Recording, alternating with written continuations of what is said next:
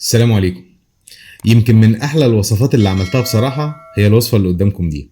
عارفين دي ايه؟ دي الحلاوة السبريد، وبجد يا جماعة اللي اخترعها حرام ما ياخدش عليها جايزة والله. حاجة تحفة من الاخر. طبعا هي اغلى من الحلاوة البار العادية، بس انا هعملها معاكم النهاردة بالفانيليا والشوكولاتة وبطريقة اقتصادية زي ما انتم متعودين معايا، وكمان كمية كبيرة. وبعد ما تعملوها ان شاء الله وعد مني ولادكم هيفضلوا كل شوية يطلبوها منكم من جمالها. يلا نسمي بالله ونبدأ، وما تنسوش لو عجبتكم الطريقة لايك وشير للفيديو قبل ما تمشوا. المكونات بتاعتنا سهلة خالص. أول حاجة فيها كوباية طحينة بيضة. طحينة بيضة مش طحينة يا جماعة، الطحينة دي اللي هي طحينة السمسم، هننزل بيها في شفشق الخلاط بتاعنا. تاني حاجة معايا كوباية مية دافية، تمام، وانزل بيها فوق الطحينة بتاعتي كده، تمام.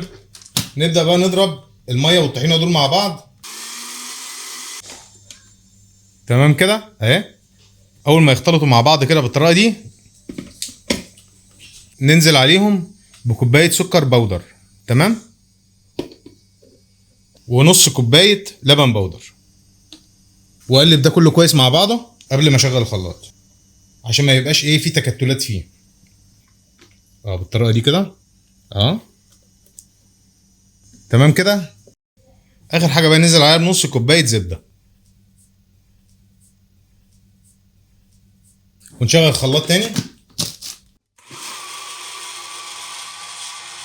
اول ما قوامها يبدا يتماسك كده، انزل عليها بقى بايه، بظرف فانيليا، واكمل ضرب.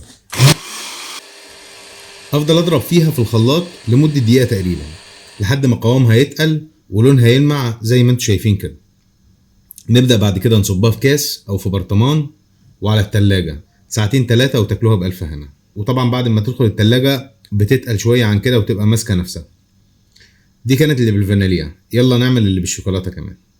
نفس اللي عملناه المره اللي فاتت، هنضيف كوبايه الطحينه وعليها كوبايه الميه الدافيه وكوبايه السكر البودر ونص كوبايه اللبن البودر. بس المره دي مش هنحط فانيليا، المره دي هنحط عليها 3 معالق كاكاو خام، ونبدا نشغل الخلاط بتاعنا تاني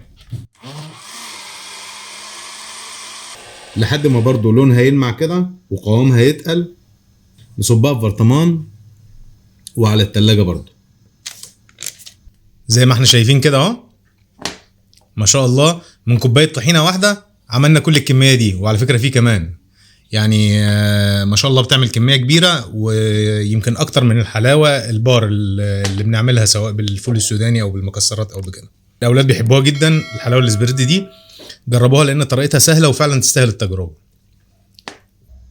كان معاكم اسلام يسري، ومستني رايكم في التعليقات. وما تنسوش لو استفدتم مني باي حاجه تعملوا لايك وشير للفيديو، وتفعلوا الجرس عشان يوصلكم كل الحاجات الحلوه اللي بنعملها. ويلا سلام عليكم.